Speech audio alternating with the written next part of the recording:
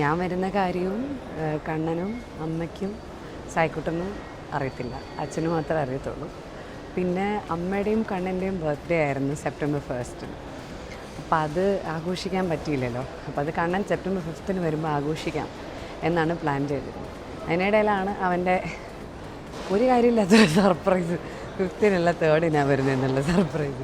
അങ്ങനെ എൻ്റെ പ്ലാനെല്ലാം മാറ്റി ഞാൻ അവനോട് പറയാതെ 3-ന് തന്നെ ടിക്കറ്റ് ബുക്ക് ചെയ്തു. അപ്പം ഇപ്പോൾ വീട്ടിലെ കേക്കും ഒക്കെ അറേഞ്ച് ചെയ്യാനായിട്ട് കേക്കൊക്കെ ഓർഡർ ചെയ്തൊക്കെ റെഡിയാക്കിയിട്ടുണ്ട്. അപ്പോൾ എന്തായാലും നമുക്ക് നോക്കാം അവിടെ ചെല്ലുമ്പോൾ എങ്ങനെയായിരിക്കും എന്ന്. ഈ വിളിക്കുന്ന കാര്യം എല്ലാം കൂടെ നല്ല അവിയൽ കുഴയുന്ന പോലെ കുഴഞ്ഞു, കാരണം അച്ഛനും എന്താ ചെയ്യുമോയെന്ന് എനിക്ക് മനസ്സിലായിട്ടില്ല. എന്തായാലും എന്തെങ്കിലും സർപ്രൈസ് ഉണ്ടാവുകയാണെങ്കിൽ ഞാൻ കാണിച്ചു തരാം. അച്ഛൻ പുറത്തോട്ട് ഇറങ്ങിക്കൊള്ളാൻ ആവശ്യപ്പെട്ടിട്ടുണ്ട്. എന്താ അച്ഛൻ ഉദ്ദേശിക്കുന്നത് എനിക്ക് സത്യമായിട്ട് മനസ്സിലായിട്ടില്ല. ഇതെല്ലാവരും കാര്യം മനസ്സിലാക്കി എന്നുള്ളത് എനിക്ക് സർപ്രൈസായിട്ടാണോ പറയുന്നത്? അച്ഛൻ ഇത്ര നേരം ഫോണിൽ കൂടെ ആരോട് സംസാരിക്കുന്നതായിട്ടാണ് പിന്നെ അവർ വിചാരിച്ചുകൊണ്ടിരിക്കുന്നത്. ഒന്നും അറിഞ്ഞൂടാ, എന്തായാലും എത്തിക്കോളാം എന്ന് പറഞ്ഞു. ഞാനടുത്ത് പറഞ്ഞായിരുന്നു, ഞാനിങ്ങനെ സർപ്രൈസായിട്ട് നേരത്തെ വരുന്ന സ്ഥിതിക്ക് വേണമെങ്കിൽ ചേച്ചി എനിക്ക് സർപ്രൈസായിട്ട് ടിക്കറ്റൊക്കെ മാറ്റി ബുക്ക് ചെയ്ത് 3-ാം തീയതി നേരത്തെ വരണമെങ്കിൽ വന്നോ എന്നൊക്കെ പറഞ്ഞു. അപ്പോൾ അവൻ എക്സ്പെക്റ്റ് ചെയ്തിട്ടില്ല ഞാൻ വരുമെന്നൊന്നും. പക്ഷെ അച്ഛൻ ഇതെല്ലാം കൂടെ കോളാക്കിയിട്ടുണ്ടാവും. നോക്കാവേ. വരുന്നുണ്ട്, വരുന്നുണ്ട്, അതാ വരുന്നുണ്ട്. ഹലോ ഹലോ, ഞാൻ ഓൾറെഡി അറിഞ്ഞു. അറിയത്തില്ലായിരുന്നു. അമ്മാവൻ പോയി സ്പൂഫ് ചെയ്തു. വല്ല കാര്യമുണ്ടോ? പിന്നെ അച്ഛൻ എന്നെ വിളിച്ചിട്ട് വേണ്ടേ അവനെ വിളിക്കാൻ പോവാൻ? അതുകൊണ്ട് എന്താ അവൻ അവിടെ നിന്നോളത്തില്ലേ? എനിക്ക് സർപ്രൈസിന് എന്നെ ചേച്ചിയെ പിക്ക് ചെയ്തിട്ട് എന്നെ പിക്ക് ചെയ്യണം. അപ്പൊ എനിക്ക് സർപ്രൈസ് ആയിരുന്നു. ഗൈസ്, എല്ലാ നിരാശാജനകമായ ചൂഷണം അറിയാത്ത വാക്കൊക്കെ ഇടയ്ക്കിടയ്ക്ക് പറയും. എന്തായാലും ഗൈസ്, ചീറ്റി പൊട്ടിപ്പാളിച്ച് പൊളിഞ്ഞ സർപ്രൈസ് ആയിപ്പോയി. ഒരുമാതിരി പൊളിഞ്ഞ സർപ്രൈസ് ആയിപ്പോയി. കണ്ണൻ എന്നെ കണ്ടപ്പോ തന്നെ hello welcome to Ooty nice to meet ഞാൻ പറഞ്ഞില്ലേ? അമ്മയ്ക്കായിരുന്നു സർപ്രൈസ്, ഒറ്റ കാര്യമില്ലാത്തൊരു സർപ്രൈസ്. സായിക്കുട്ടനാണെങ്കിൽ വീട്ടിൽ വെച്ച് ഇതെല്ലാം അറിഞ്ഞിട്ടാണ്. ഞാൻ പ്രതീക്ഷിച്ചില്ല, പക്ഷെ ആ ഫോൺ കേട്ടപ്പോ എന്റെ സർപ്രൈസ് പോയി. ആണല്ലേ? പക്ഷെ എന്നാലും ചേച്ചി ഒരു ഗുമ്മ കിട്ടിയിട്ടില്ല. അങ്ങനെ കണ്ണന്റെ ബർത്ത്ഡേക്കുള്ള അറേഞ്ച്മെന്റ്സ് ഒക്കെ നമ്മൾ ചെയ്തു വെച്ചേക്കുവാണ്. ഓക്കെ, ഇപ്പൊ വരും. വെച്ചോ, ഇതെങ്കിലും ഒന്ന് സെറ്റായാൽ മതിയായിരുന്നു ഈശ്വരാ. ഇതെങ്കിലും ഒന്ന് സെറ്റായാൽ മതിയായിരുന്നു. ഞാൻ എയർപോർട്ടിൽ വന്നിറങ്ങുന്ന ചീറ്റി.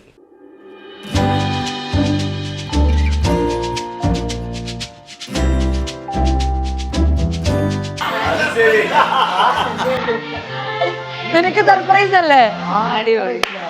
ഇതറിയത്തില്ലല്ലോ. ഇത് കട്ട് ചെയ്യാൻ എങ്ങനാ? അവിടെ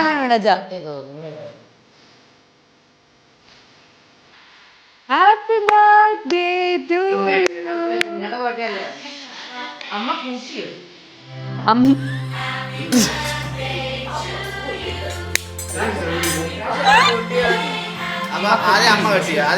ആദ്യം അമ്മയുടെ വേണ്ട. ഇല്ല, അമ്മ കട്ടി. ബലത്തിനാണെങ്കിൽ എല്ലാരും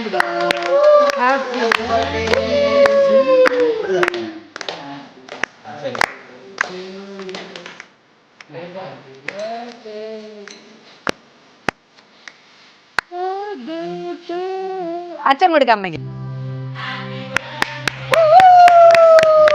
അല്ല, അവന് പിന്നെ അവന്റെ വേറെ. എനിക്കിതിന്റെ ആവശ്യമില്ലാന്ന്. അമ്മയ്ക്ക് കൊടുക്കാം. അത് ശരിയല്ല, ഞാൻ കഴിക്കാൻ വരും. അടിപൊളി. ഇലയെല്ലാം കഴിക്കണോ?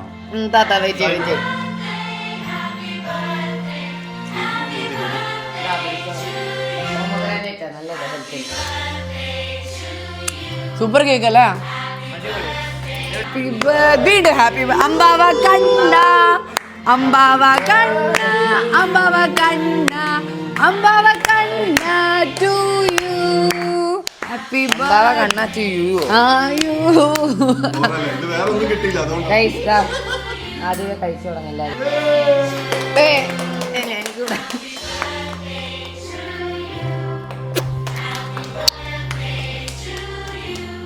വേസ്റ്റ് ആയിട്ട് വരുന്ന എനിക്ക് തന്നോ കേട്ടോ. വേസ്റ്റ് വരുന്ന മദ്യം. ആ എനിക്കത് മതി. അയ്യോ എന്റെ ടിഷ്യൂ എന്ത് എല്ലാ സ്നേഹികളെ സഹൃദയരെ, അങ്ങനെ എൻ്റെ ആദ്യത്തെ ഉദ്യമം വളരെ സൂപ്പർ ഹിറ്റായിട്ട് പൊട്ടി പോളിഷായി പോയെങ്കിലും, എൻ്റെ എയർപോർട്ട് സർപ്രൈസ് പടാറടങ്ങി പൊട്ടിപ്പോയെങ്കിലും എൻ്റെ കേക്ക് സർപ്രൈസ് എങ്കിലും അടിപൊളിയായിരുന്നു. ഇത് സർപ്രൈസ് ആയിരുന്നു. ഇതിനുള്ള എല്ലാ ക്രെഡിറ്റും ഞാൻ രാജേഷിനും സന്ധ്യയ്ക്കും മനോജനും ഡെഡിക്കേറ്റ് ചെയ്യുന്നു. കാരണം മനോജാണ് ഈ കേക്ക് സെറ്റപ്പ് ചെയ്തുകൊണ്ടുവന്നത്.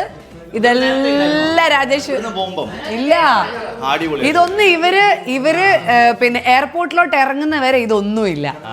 എത്ര നേരം ഇരുന്ന് ഊതി ഊതി വീർപ്പിച്ചതായിരിക്കും ഭഗവാൻ. പമ്പുണ്ടായിരുന്നു അല്ലേ? അടിപൊളി. എന്തായാലും അടിപൊളി. Good job. അത് നന്നായിരുന്നു. ഈ ജോബ് വളരെ എനിക്ക് ഇഷ്ടപ്പെട്ടതാണ്.